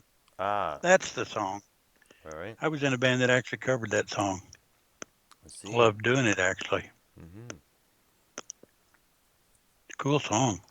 Cool there. YR, you've heard it, right? No, Really? maybe if You I got to heard hear the song, not often. Fast as You, Dwight Yoakam. You got to listen to that. Really, seriously. From the 90s. Yeah, 93, 4. Yeah. Wow. Yoakam was very active throughout the whole 1990s there. Rabbit was the 80s, wasn't he? 80s and 90s, like he made news during the 80s there along with KD Lang. Yeah, I liked Eddie Rabbit a lot. Yeah, Eddie Rabbit was a good one as well there. He was Every way Which big Way in the But 80s. Loose. Yep. I believe that Driving was My his Life Away. Step by Step. Someone's going to lose a heart tonight. Great stuff. I Love a Rainy Night. 1994, Watermelon Crawl, Tracy Bird. The Red High on That Mountain, Vince Gill. A lot of people used to say Vince Gill was a member of Pink Floyd. One album of Pink Floyd. Pure Really? Prairie League. What? Pure Prairie League. Yeah, I was going to Pure Prairie say. Yeah, I League. was going to say. Who came up with that one there? Hold on a minute, Brown. Is that true? No. Vince Gill is an American. Pink Floyd are British. Vince I Gill know. was a Pure Prairie League, but he was only on like 2 albums. yes. I believe he was the one. I guess he was one who sang their one big hit, "Let Me Love You Tonight." If I remember, that's the name of the song. Vince Probably that Gill, one. he was on Vince Gill. He did like backing guitars for the Wall album. No, not that I Now, know of. Vince Gill. That was a mistake. Sorry. Right. Oh, okay. The backup guitars for Pink Floyd on their live shows was Snowy White. I try to think about Elvis, Patty Loveless. Pickup Man, Joe Diffie, sorry. Be My Baby Tonight, John Michael Montgomery.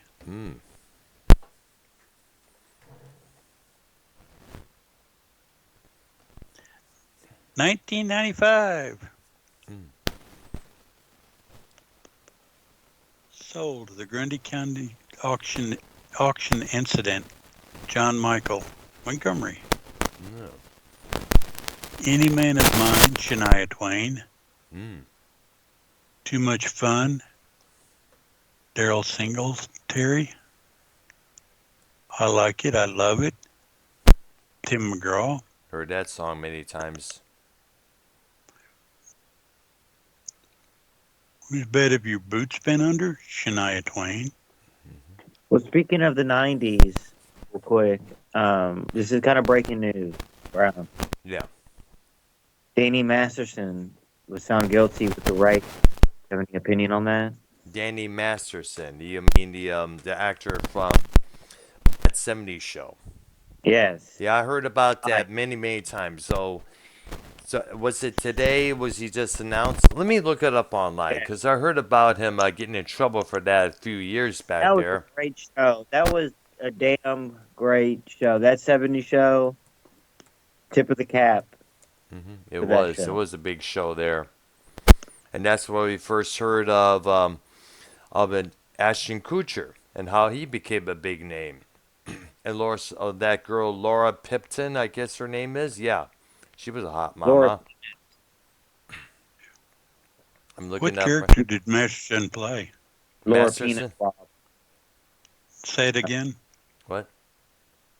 Laura Penis Swab. Which Go ahead, Aga. Oh yeah, I'm looking it up right now. Actor Danny Masterson. Go ahead. last 95 song I have is Check Yes or No, George Strait. Great song. Bullseye, Brown, can you go ahead and give Bullseye a timeout? He's in the chat, not talking about the music subject at hand. He's talking about pies and foods. This isn't, he says, I love pie. Yeah, This I saw isn't that. Yeah. Bullseye, this is not a food show. This is a music show. Yeah, but what kind of? Take a Although bulls. off the record, I like pie too. Depends on the pie. Yes, these are not Bullseye. This The is pie not we're talking about. You go ahead and give him a timeout, ban in the chat. Thank you. Thank Somebody's you. equipment is messing up. That Fine. 1993 Radio Shack equipment you got over there. Come on. I got it, Brian. You got your headset, Radio Shack in '94. Come on. No, I don't. Still had that. That shit wouldn't be working all together there. Okay, let me look it up right now. Danny Masterson. A jury found that's what? Because look, when it came out, the allegations, people like had his back. Like a lot of, you know what I'm saying. He kind of got. He was on that. Wasn't he on that ranch show? That was on Netflix. Called The Ranch.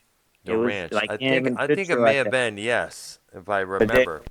around that time, he got booted off that show because these allegations came out. So apparently, it's true. But go ahead. Okay, there. It says here from NPR.org. A jury found that 70s show star Danny Masterson guilty of 2 out of 3 counts of rape today in a Los Angeles retrial in which the Church of Scientology played a central role. The jury of 7 women and 5 men reached a verdict after deliberating for 7 days, spread over 2 weeks. They could not reach a verdict on the third account. That alleged that Masterson raped a longtime girlfriend. They had voted 8-4 in favor of conviction.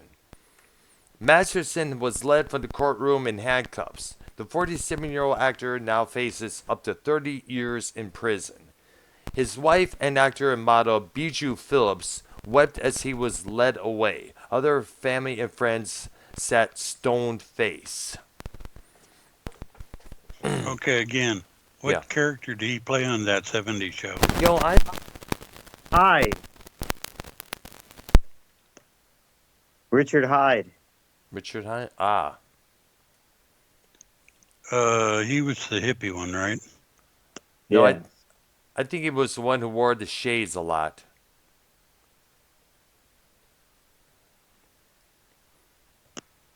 The hippie one. Hippie one. I don't know. The only hippie I remember that was Tommy Chong. He made a few Well, appearances on that show. no, okay, hipster then.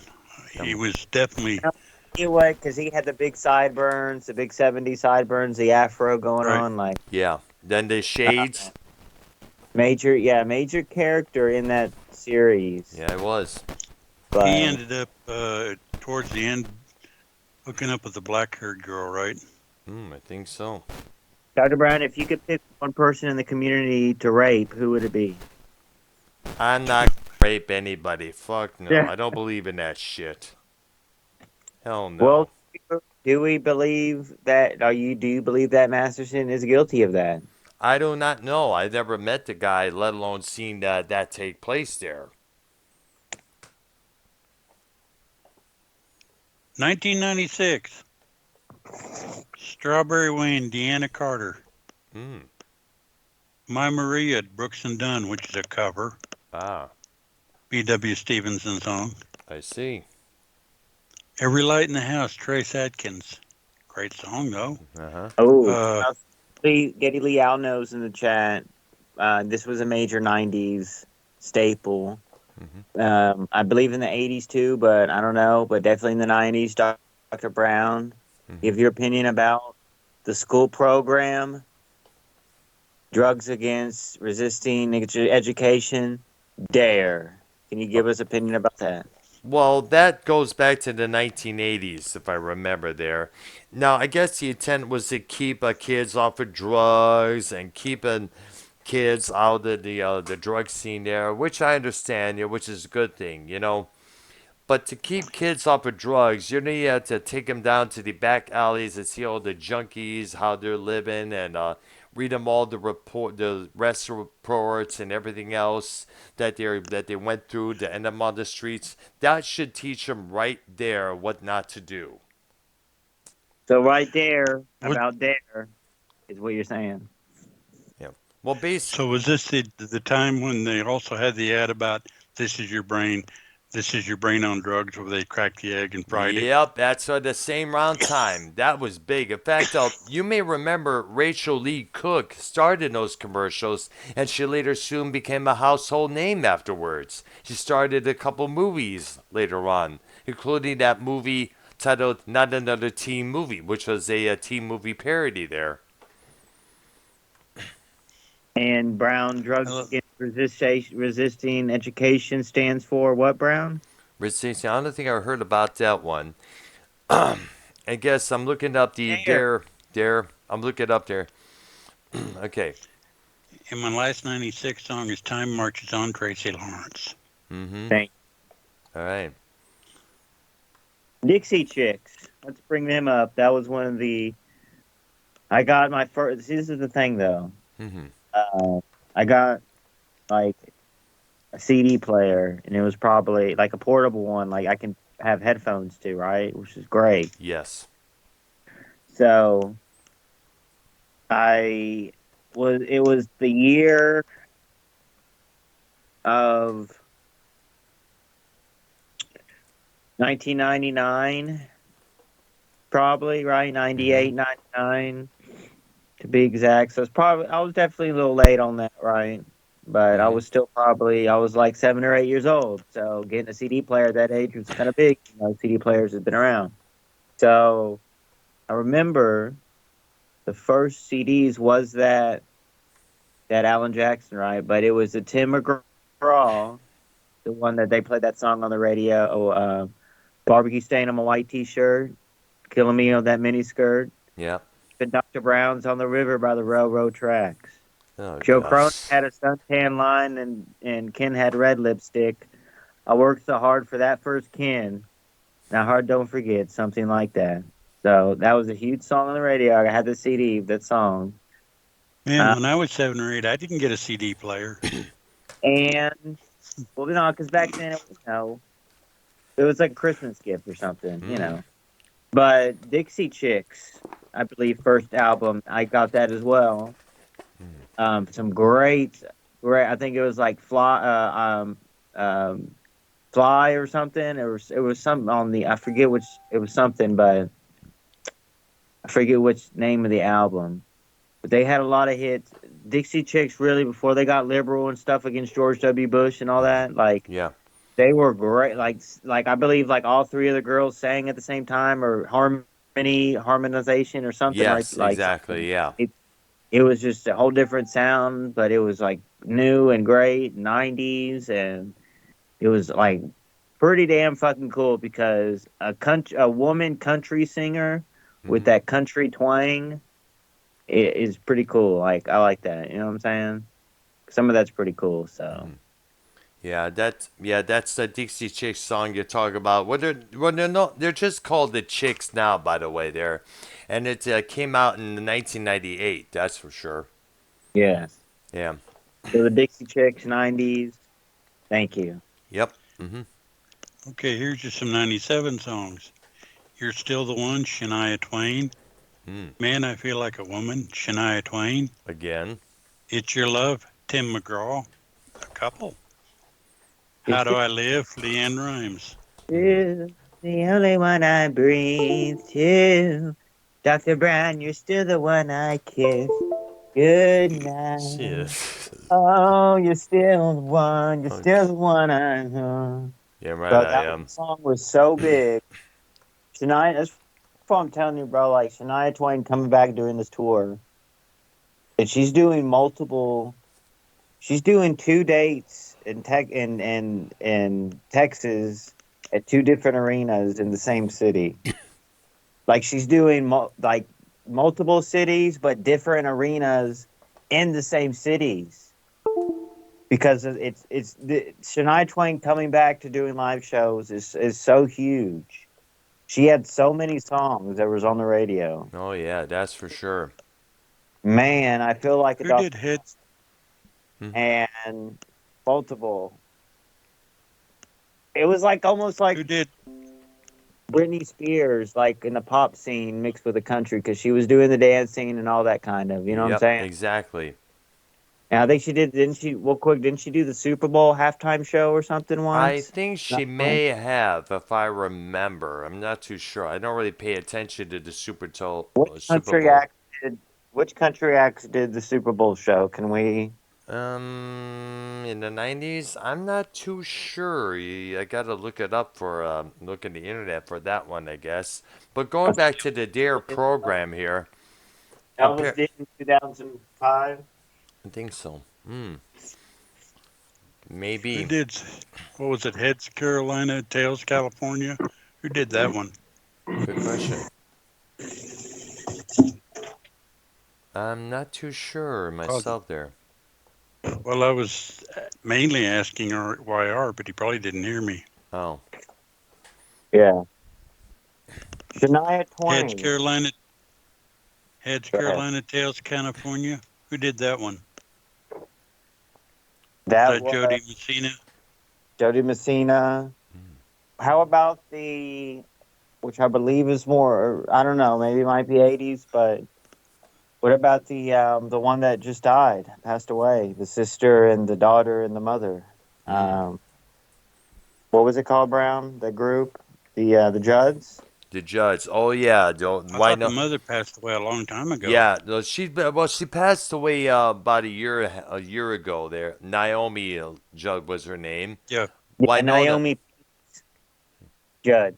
yeah, Naomi Judd. Let's not forget, Winona Judd. She's still around, and plus Ashley Judd is still around just as well. There, remember she was in a lot of movies during the later '90s as well. Okay, now you mentioned Dare YR, and I got this article, and it's from and I guess What? because I remember the reason I remember seeing the video of why the Dare program failed. Apparently. Right back. I Yep. gotta clip that real quick. Hold All right. on. What? I don't know. Yeah. Apparently, according to this article that I looked up, from landmarkrecovery.com, it said here that the Dare program was a failure. Now, critics argue, according to this article, which I'm reading from, the DARE program was not effective because it was delivered by policemen rather than addiction prevention specialists. The DARE workshops may have involved police officers entering classrooms and teaching students about the kinds of drugs they might encounter and learn how to say no. Remember, that was the big thing in the 80s there, just say no, you know.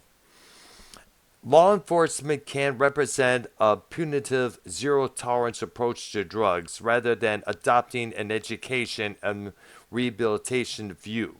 Beyond this, there will always be an element of any classroom that views the police as an opposite force. And not everybody views the police in the positive light, especially after what happened with the Rodney King, George Floyd as of late. But the program encouraged students to anonymously report back on any drugs they encountered at home or at school via a box in the classroom. Vice conducted a series of interviews with people suffering from substance abuse disorder who have received DARE education. Whenever asked they thought the DARE program was effective, they responded with answers such as, quote, I think it would have been better to include recovering addicts like myself. And if I didn't encounter drugs until later in life, the DARE program had faded in my memory by then. See, basically, you got to show them what drugs will do to you. Basically. Like the story that I told you and YR, and I think Keith was on the call there about what happened to that woman who got destroyed from stealing from nearby Myers in Chelsea, Michigan. Yes. Yeah, that was a horrific way to go there. And this woman was a full-blown addict who stole from department stores, 7-Elevens, because she had to have food, she had to have her other needs. But she couldn't spend her money because the money had to go towards the drug addiction. And this woman would go to get sentenced to jail almost all the time. And after how many times of spending time behind bars, you figure, you know what? It's time to quit this shit. I got 2 kids I'm raising by myself. I need to be there for them. But this woman, unfortunately, was weak. So, she was so enthralled by the drug addiction that sadly it ended up contributing to her demise either way there. And another from a deceased person and all the marks in their arms from the drug use.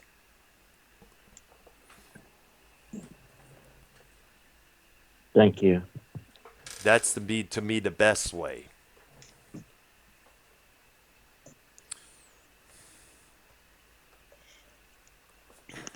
Because telling cops, go ahead, Ark. I was going to say time to go. It is. I see there. 7:30. Oh well, 7:30. Well, it's 7. Well, we could stay on for Another 10 couple more hours. No, a couple 10 more minutes, basically. Here, yeah. Doctor, what about are we doing a Dr. Drama show today or no? I don't know. I got to see what's up there. You want to do it tomorrow? Let's do it tomorrow. After by the way, what are we doing tomorrow? Wrestling or movies? Because I know last week you mentioned about doing the Omen film series, if I'm correct. Art, do you know anything about the Omen or no? Not at all. Oh man, me either. I thought y'all would. I wanted to learn from y'all. I know absolutely nothing either. The only ones I remember the original back. Let's do horror movies. Let's do horror movies. You just want to go over a bunch of horror movies? Yes, let's do that. They're definitely from for all the sure. eras, from 60s, 70s. Let's just cram it in. Yes, I agree. Let's not work too hard tomorrow. Let's do Try that. to relax. Talk about one of the great ones, the cheesy ones, the underground ones that really gained a cult status. Definitely for sure there. So what happened with RP? I think he passed. So he left. I know he was at his job there because I know we saw that on the screen there that was on the clock there. I was going to say could And have had us my name play. is Young Republican. You can find me on Twitter, YouTube, Meet Me, POF, and Grinder. Hmm. What about you, Brown? Do you have a Grinder account? Any social medias? Grinding mean Twitter account there. Yes, I'm on Twitter as well. Earl W Brown 48. Definitely look me up on there and make sure you're legit because it's still. I mentioned about this a few times. These accounts of two. Let me show you what I'm talking about. I've been getting these. This gal followed you. That person followed you. This person followed you.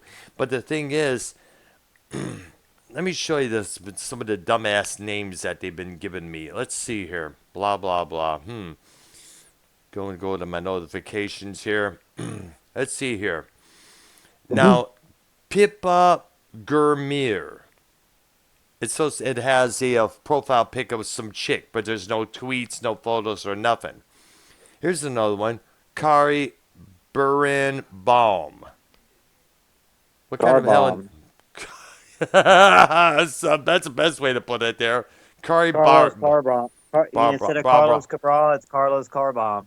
Carlos Carbombs. Oh, here's another one, a dumbass name here. Remember, these are pretty dim-witted names here. Laureen Nyland or a Cult Out 2. What the heck is that there? No profile pic on this one here. Let's see, another one called, Jade Downey. I don't know who the hell she is. Remember, these are accounts that just pop out of nowhere. Just try to follow you, expecting you to follow them back. But I'm not following them back because they're not legit. Oh, here's another one. Lisa Candy. That's a dumbass name. Or better yet, oh yeah. Let's see here. Oh, by the way, I need to ask about this. But Costanza included me in this particular tweet. You remember MTV News? How big that was in the 90s? No. Oh, man. Kurt Loder, Tabitha Okay. Syringe, John Norris. All right. Yes. This past May 11th saw the end of MTV News.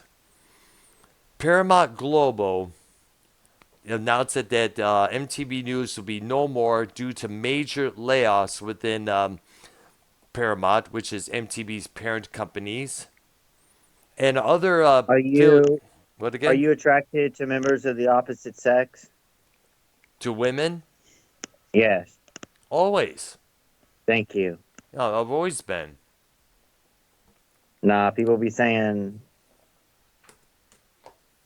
that if you're a member of the opposite sex, you have to be with your sex because it's 2023, the LGBT community. Ah, They're saying, the LGBT community needs to lay off that stuff. It's getting to the point now where if you don't, it's like if you have to have pronouns, it's like a non-binary. It's like, what the hell is non-binary, or what the hell it's called there? I identify myself as non-binary. No, just say you're gay or bi and let it all go at that, okay? Stop with the little terms like pansexual. That tells us you're sexually attracted to frying pans. Or gender fluid. I'm like, give me a break. That's something. Isn't that something you drink?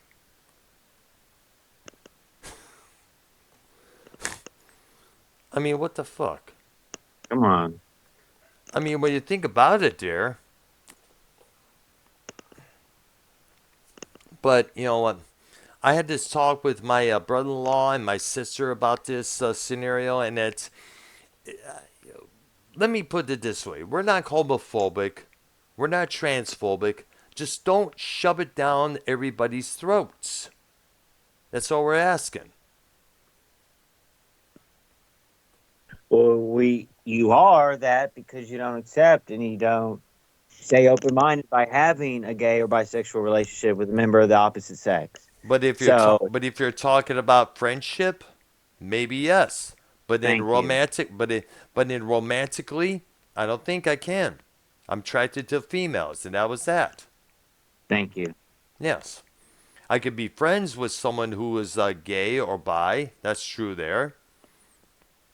But, but in terms of them asking me, oh, hey, let's get froggy, ain't going to happen. Plain and simple.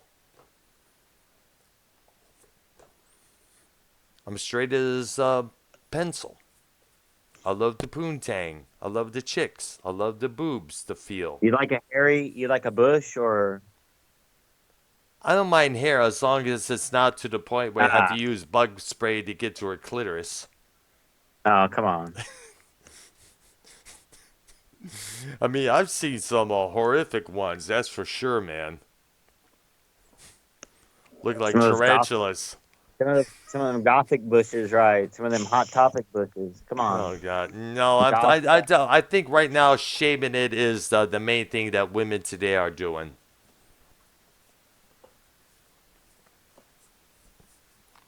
That's what they're doing. I know we're freaking Ark out though with what we're talking about right now. It's like Ark is like what the hell you guys talking about?